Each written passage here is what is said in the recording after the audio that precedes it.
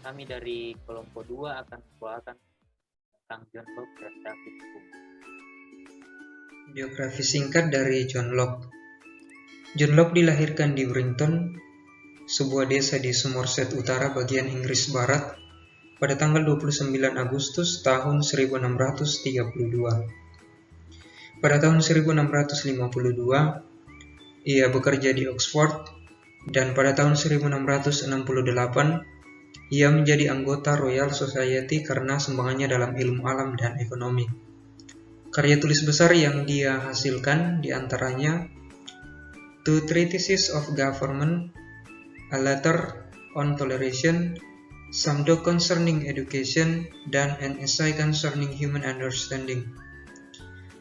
Pemikirannya ini juga dipengaruhi oleh tokoh lain, yaitu Anthony Ashley Cooper.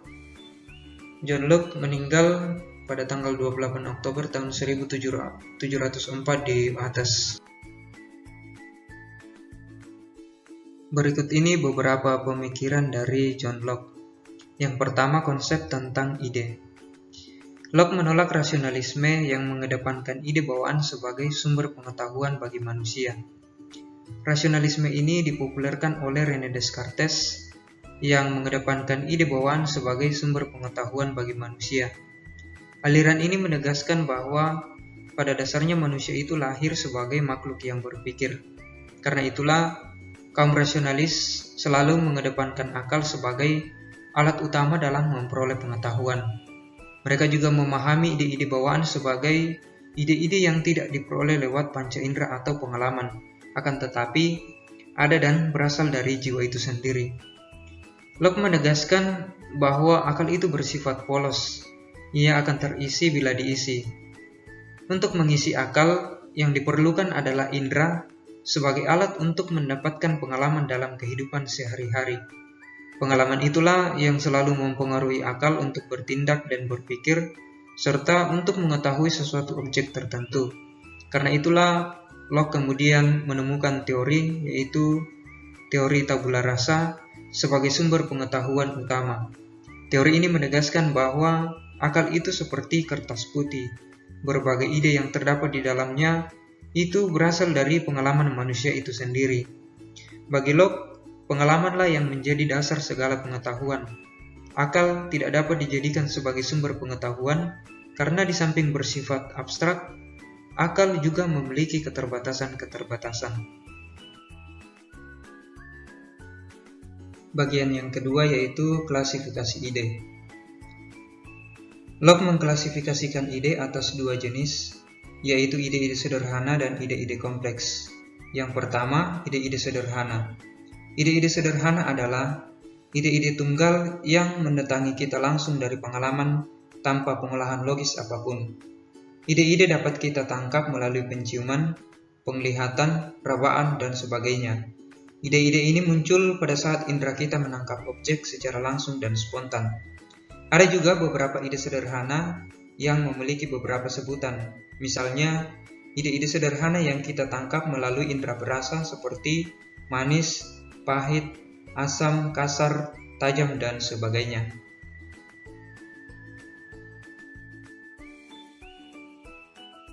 Ide-ide sederhana ini dibagi lagi ke dalam 4 kelompok. Yang pertama, ide-ide sederhana yang diterima oleh satu indera saja. Misalnya, warna diterima oleh mata, bunyi oleh telinga, dan sebagainya. Lalu yang kedua, ide-ide sederhana yang diterima melalui beberapa indera. Misalnya, gerak dan ruang. Kita menerimanya melalui penglihatan maupun sentuhan. Lalu yang ketiga, ide-ide sederhana yang kita terima melalui refleksi. Dan yang keempat, ide-ide sederhana yang diterima baik melalui refleksi maupun sensasi, misalnya rasa senang atau gembira, susah atau sulit. Itu yang pertama.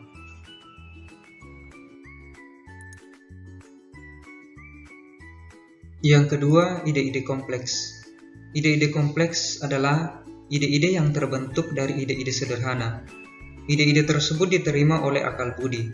Akal budi tidak hanya menerimanya secara pasif, tetapi mengolahnya lebih lanjut dengan memikirkan dan meragukannya.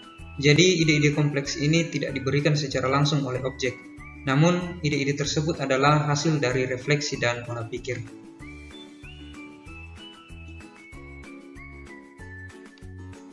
Lebih lanjut, Locke menegaskan bahwa akal budi mempunyai daya untuk membandingkan ide-ide sederhana, yakni melalui yang pertama, menggabungkan ide-ide sederhana menjadi satu gabungan.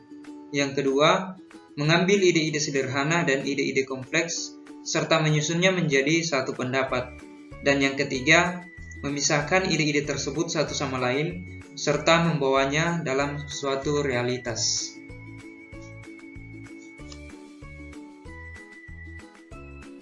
Bagian yang ketiga yaitu kualitas dari objek. Pengertian objek, dalam arti luas, objek adalah segala sesuatu yang menjadi sasaran pengarahan suatu tindakan sadar dari subjek. Objek dapat menunjuk pada benda-benda di dunia luar diri kita yang ada dan merangsang indera atau kesadaran kita untuk memperhatikannya. Menurut Locke, objek yang ada dalam dunia nyata mempengaruhi indera kita. Objek tersebut tak terpisahkan dari kesadaran kita. Pengertian dari kualitas. Kualitas dapat dipahami sebagai ciri yang dimiliki oleh suatu benda dan yang memungkinkan hal tersebut dapat dikenal. Locke memahami kualitas sebagai daya untuk menghasilkan setiap ide di dalam pikiran. Locke mengambil contoh yaitu sebuah bola salju yang menghasilkan daya untuk kita mengenai ide tentang putih, dingin, dan bundar.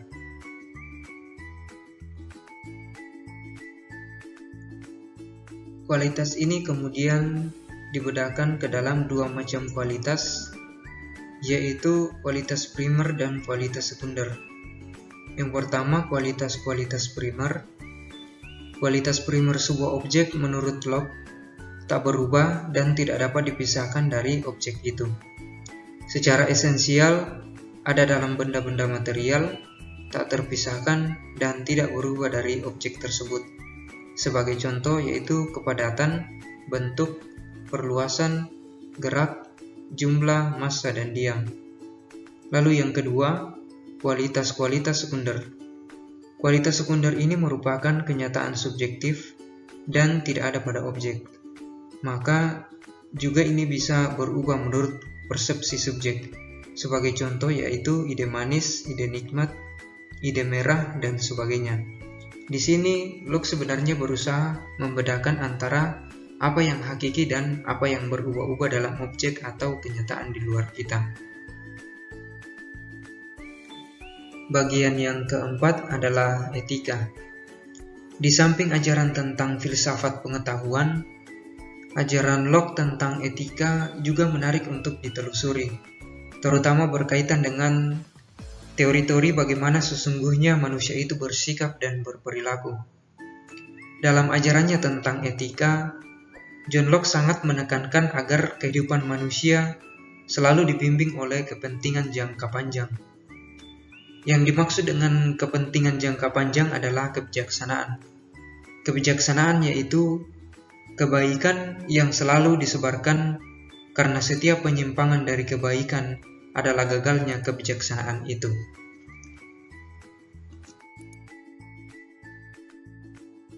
Bagian yang terakhir, dalam Two Treatises of Civil Government, ia membayangkan keadaan asali manusia sebagai sebuah firdaus, dalam artian sebagai keadaan tanpa perang.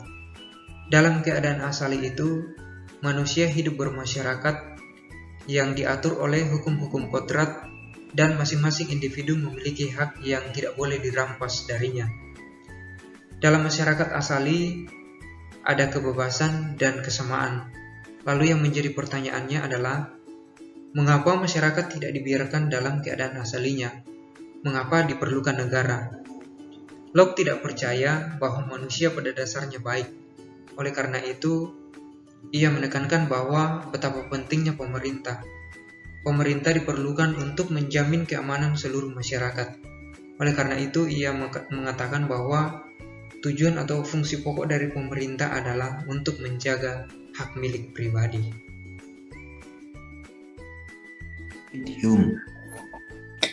David Hume. Nah, ini adalah biografi singkat dari David Hume. Ia lahir pada tanggal 7 Mei tahun 1711 di Edinburgh, Skotlandia. Nah, tahun 1725 ia pindah dari studi hukum ke filsafat. Tahun 1734 sampai 1737 ia tinggal di La Fleche, Prancis. Lalu pada tahun 1763 sampai 1766 ia bekerja sebagai sekretaris duta besar di Paris. Nah, akhir hidupnya itu ia meninggal pada tanggal 25 Agustus di Edinburgh, kota kelahirannya juga, pada tahun 1776. Nah, sekarang kita akan melihat pemikiran filosofis David Hume. Nah, pemikiran filosofis David Hume ini terangkai dalam 3 serangan Hume. Ini sebagai 3 serangan terhadap 3 front pemikiran awal. Nah, adapun 3 serangan Hume itu antara lain Hume melawan ajaran rasionalitas tentang idea-idea bawaan. Hume menyerang pemikiran religius yang percaya bahwa Allah membiarkan alam semesta berjalan mekanis tanpa campur tangannya. Lalu yang ketiga, serangan Hume diarahkan kepada empirisme sendiri yang masih percaya adanya substansi. Selanjutnya, kritik atas substansi dan kesadaran diri. Nah, di sini Hume berpendapat bahwa yang bisa diketahui pikiran hanyalah persepsi, bukanlah objek. Nah, ia mengatakan bahwa tak ada satu orang pun yang mengetahui atau yang dapat menjelaskan bagaimana kaitan antara substansi dan objek ini.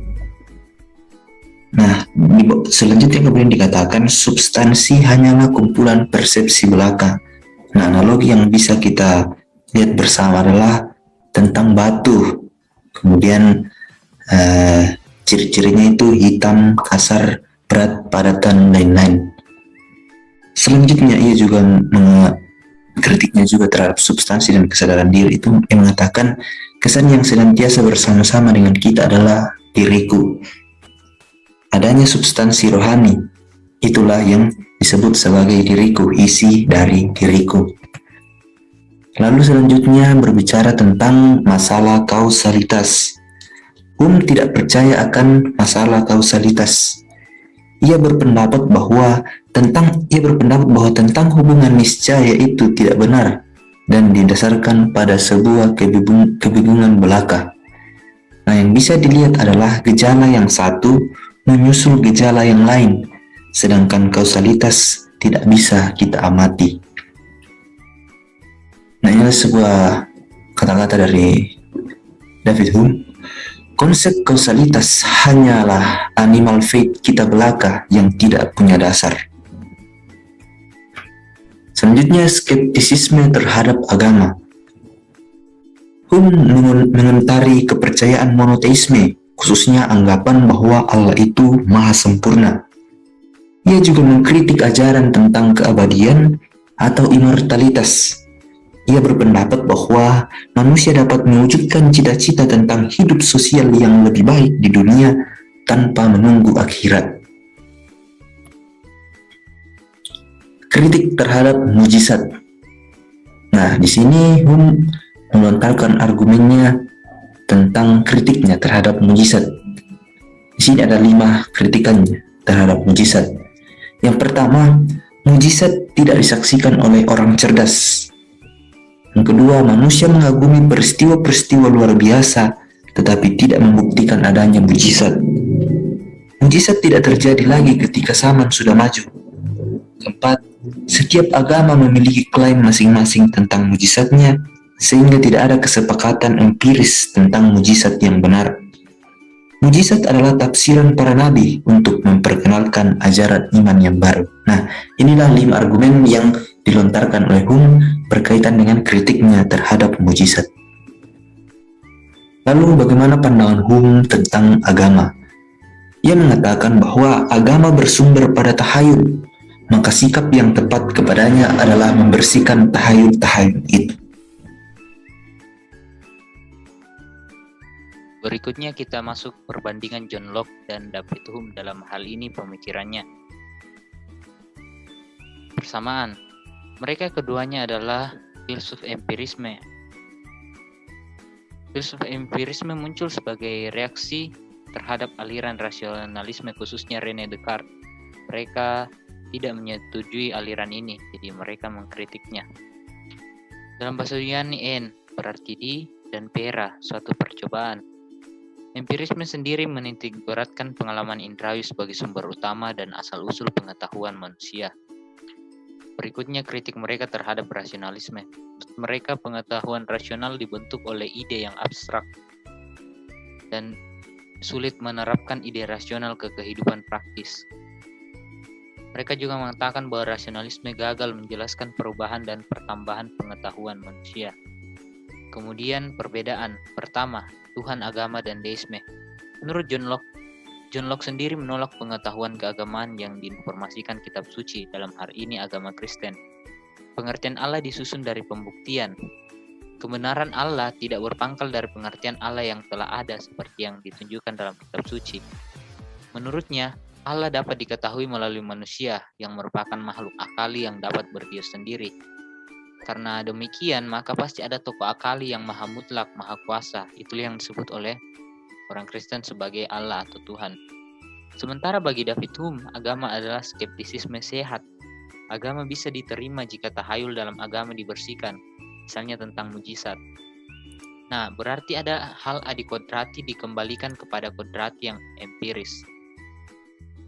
Kemudian, agama hanya bersumber pada tahayul, dan agama itu irasional. Tidak ada bukti yang kokoh yang dapat dipakai untuk meyakinkan keberadaan Allah. Deisme sendiri hanya kepercayaan naif belaka. Deisme dalam hal ini pengertiannya yakni Allah menciptakan alam semesta, setelah itu dia tidak memiliki campur tangan dalam perjalanan selanjutnya. Perbedaan yang kedua, kausalitas. Bagi John Locke, kausalitas ini berada pada pandangan kompleks yang terbentuk, mulai dari ide yang simpleks menuju ke kompleks.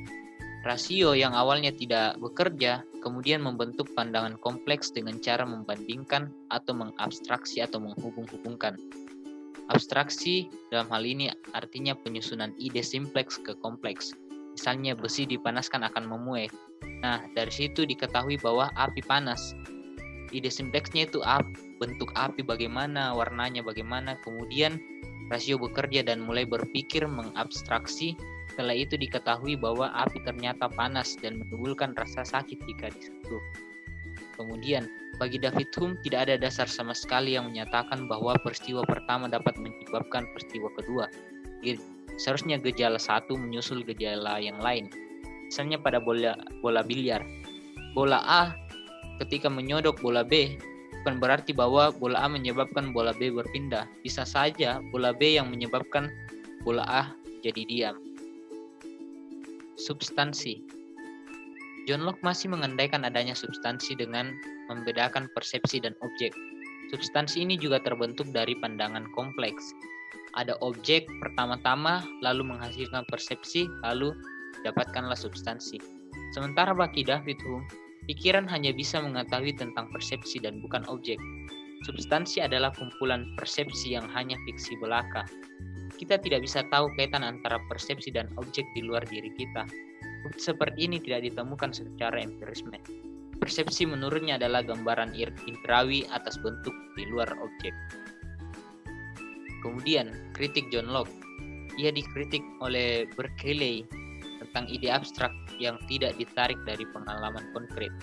Menurut Locke, pengalaman itu berasal dari objek.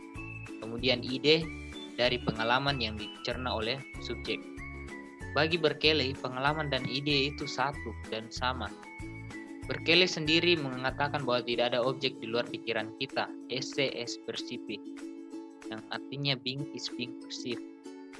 Dunia material di luar kesadaran, substansi material itu tidak ada, yang ada adalah ide atau penangkapan persepsi kita. Kemudian kritik kepada David Hume.